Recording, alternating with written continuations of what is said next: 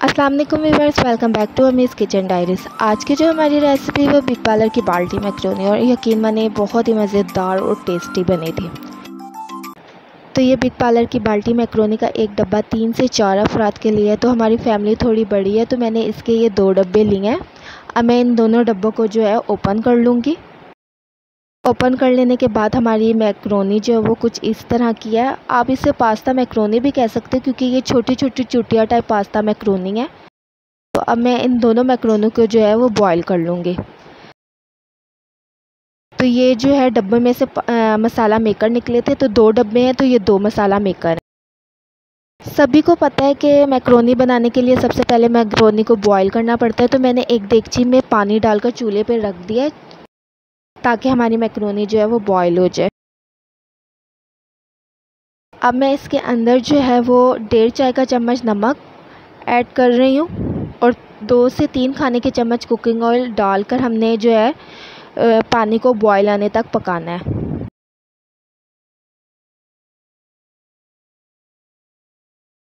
ये देखिए हमारे पानी में जो है वो बबल्स आना शुरू हो गए हैं। जैसे पानी में बॉईल आएगा तो मैं इसके अंदर जो अपने मैक्रोनी के पैकेट हैं दोनों, वो ऐड कर दूँगी।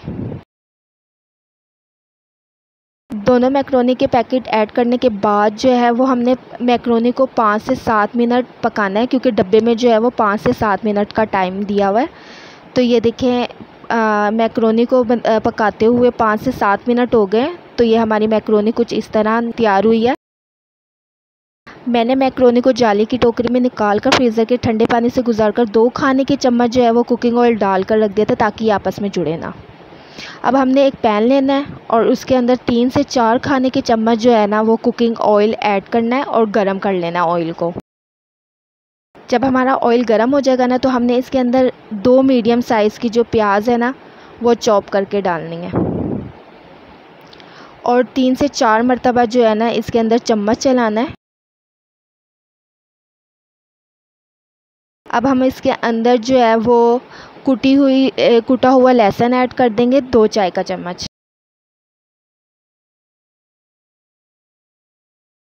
आप जब भी चाइनीज़ बनाए ना, तो इसके अंदर जो है ना हमेशा जो है ना लहसुन जो है ना वो कुटा हुआ ऐड करें। अब हमने जो है वो कुटा हुआ लहसुन ऐड करके अच्छी तरीके से जो है प्याज और लहसुन को सौते कर लेना है। अब सौते करते हुए हमें 4 से 5 मिनट हो गए हैं। तो अब हम इसके अंदर चिकन ऐड कर लेंगे। चिकन हमारी जो है वो 1 किलो है, वो हमने जो है वो क्यूब्स में करके डालनी है। ये देखिए अब हम इसके अंदर चिकन ऐड कर रहे हैं, और चिकन ऐड करके जो है ना मीडियम फ्लेम में जो है ना चिकन को हमने अच्छी तरीके से फ्राई कर लेनी है।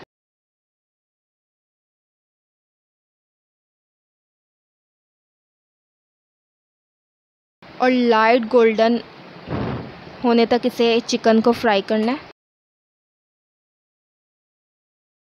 चिकन को फ्राई करते हुए 5 से 7 मिनट हो गए हैं, और हमारी चिकन का जो कलर भी है वो लाइट गोल्डन कलर में आ गया है।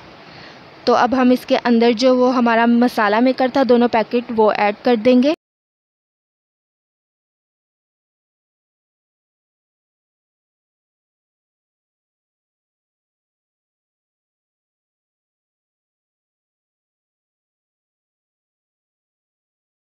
और फ्लेम को जो है वो लो कर लेंगे, ताकि हमारा मसाला जो है वो लगे ना। और मसाला डालने के बाद इसको अच्छी तरीके से मिक्स कर लेंगे। अगर फिर भी आपका मसाला लगे तो आप इसके अंदर पानी ऐड कर सकते हैं, क्योंकि हमने इसके अंदर बिल्कुल भी पानी ऐड नहीं किया था। तो अच्छी तरीके से हमने अपनी चिकन को भून लेना है, ताकि चिकन की स्मेल जो है ना वो ख़त्म हो जाए। अब हम इसके अंदर 1 कप पानी डालकर चिकन को जो है वो गलने के लिए रख देंगे। तब तक हम अपना मैदे का गोल तैयार कर लेंगे। तो गोल तैयार करने के लिए जो है मैंने 3 से 4 खाने के चम्मच जो है वो मैदे के ले लिए थे। अब मैं इसको पानी से घोल लूँगी। हमेशा याद रखें कि जब भी आप गोल तैयार करें ना, तो इसके अंदर लम्स नहीं बनने चाहिए, क्योंकि लम्स बनेंगे ना तो जब आप इसको किसी भी खाने में ऐड करेंगे ना, तो वो मुंह के अंदर जो है ना आटा आटा आएगा। तो स्मूथली तरीके से जो है ना इसका गोल तैयार करना है। ये देखिए हमारा गोल तैयार हो गया है और इसके अंदर कोई भी किसी भी किस्म का लम्स नहीं है। और यहाँ पर हमारी चिकन भी डन हो गई है।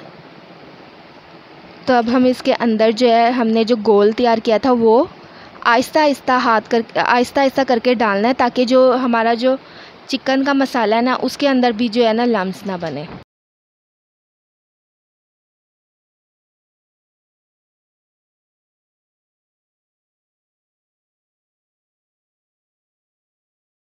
अब हमने इसको पकने के लिए रख दिया था 2 मिनट के बाद, ताकि मैदे का जो कच्चापन है वो ख़त्म हो जाए।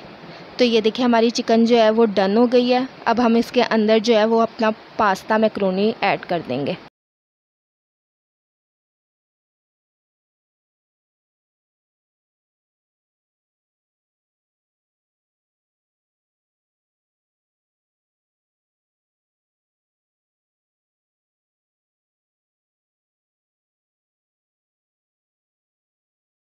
तो आपने मैक्रोनी को जो है वो हल्के हाथ से मिक्स करना है, ताकि मैक्रोनी जो है ना वो टूटे ना, क्योंकि अगर मैक्रोनी टूट जाए ना तो वो मज़े की नहीं लगती। तो ये देखिए हमारी मैक्रोनी जो है मिक्स करने के बाद कुछ इस तरह की है।